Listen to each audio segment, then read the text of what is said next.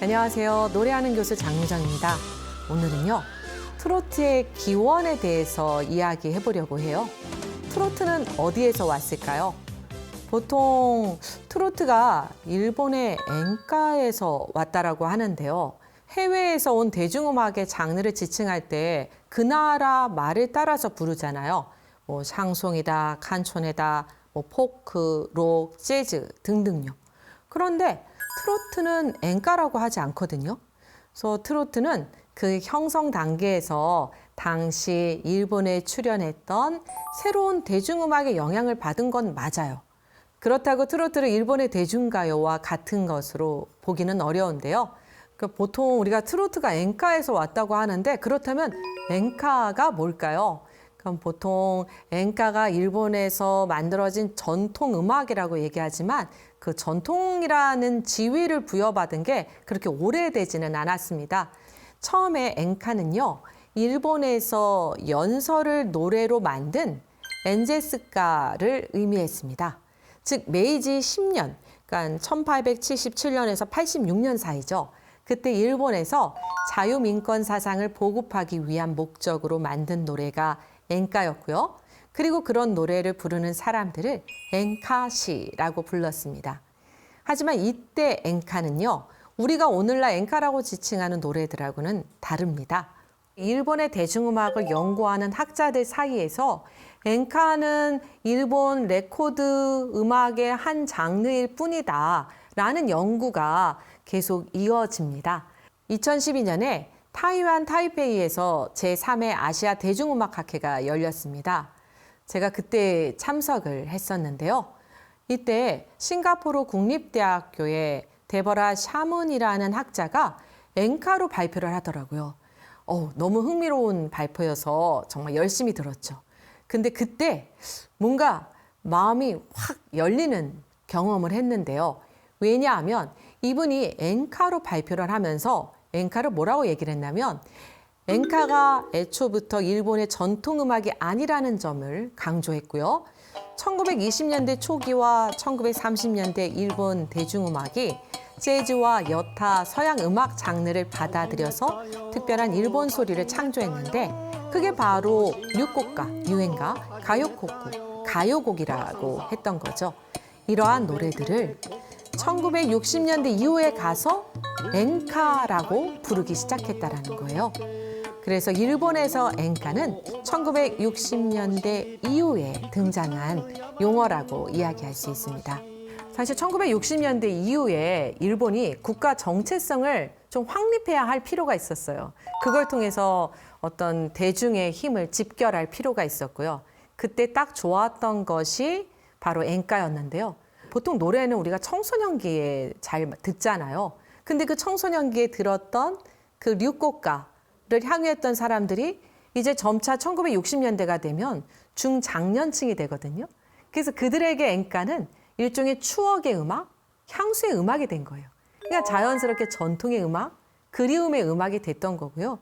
그것이 일본이 국가 정체성을 확립하려는 그런 시도와 잘 맞아떨어지면서 엔카를 전통의 음악으로 이렇게 만들게 된 거죠.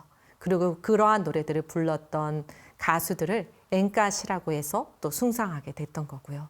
엔카가 만들어진 전통에 불과하다는 데보라 샤문의 발표를 들으면서 저는 1945년 이전에 나온 여러분이 알고 계시는 목포의 눈물, 그다음에 타양살이, 황성 예터라고 불리는 당시에는 황성의 적이라는 노래로 불렸었는데요.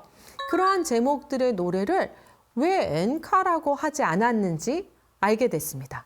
만약에 엔카가 애초에 존재한 음악이었다면 유행가나 가요곡 대신에 엔카를 장르명으로 사용했을 거고 우리나라의 트로트도 엔카라고 불렀겠죠. 하지만 엔카 자체가 나중에 1960년대 이후에 일본에서 등장한 용어였기 때문에 우리나라의 트로트를 엔카라고 부르지 않았던 겁니다. 1930년대에 엔카를 비롯해서 수많은 대중가요를 작곡했던 일본의 하토리 료이치라는 작곡가가 있어요. 근데 그 작곡가가 이미자의 동백아가씨를 듣고 뭐라고 말했냐면 멜로디가 엔카의 흐름과 다르다. 그래서 한국에서 외색이라고 말하는 트로트는 일본의 것도 한국의 것도 아니다라고 말한 적이 있습니다. 음악적인 영향을 받은 건 사실인데 그 음악이라는 것이 일본 고유의 음악이라는 것이 아니라 일본에서 새롭게 만들어진 음악이었기 때문에 일본 전통 음악이 아닌 거거든요. 그래서 트로트가 일본의 음악에 영향을 받았다 아니다라는 것이 그렇게 크게 중요하지 않을 뿐더러 사실 노래에서 중요한 건 노랫말이잖아요. 노랫말은 한국인의 정서를 한국어로 담았거든요. 그래서 타양살이 몇 해던가 손꼽아 헤어보니 이런 노래를 들으면서 우리가 감동을 하고 눈물을 흘리고 공감을 할 수 있었던 건 그게 우리의 삶과 우리의 생활을 대변해주는 노랫말이었기 때문이거든요.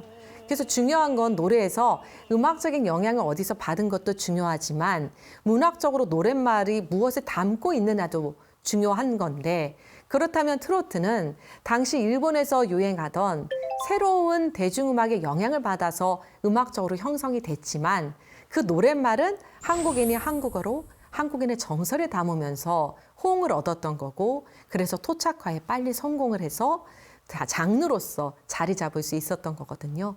그래서 그러한 것들을 다 외면하고 무시한 채 트로트가 엔카에서 왔어 라고 단선적으로 말하는 것은 굉장히 한계가 있다라는 거죠.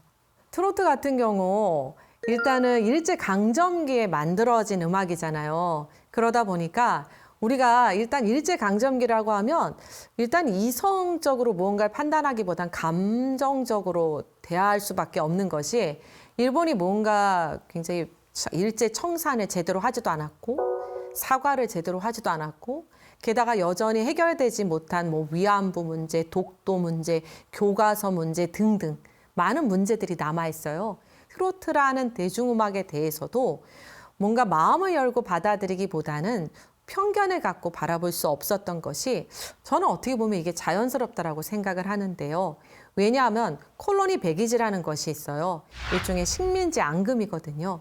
그러니까 식민지에 대한 어떤 그 경험과 기억이 객관적으로 무언가를 판단하거나 바라보는데 좀 방해가 되게 된 거죠.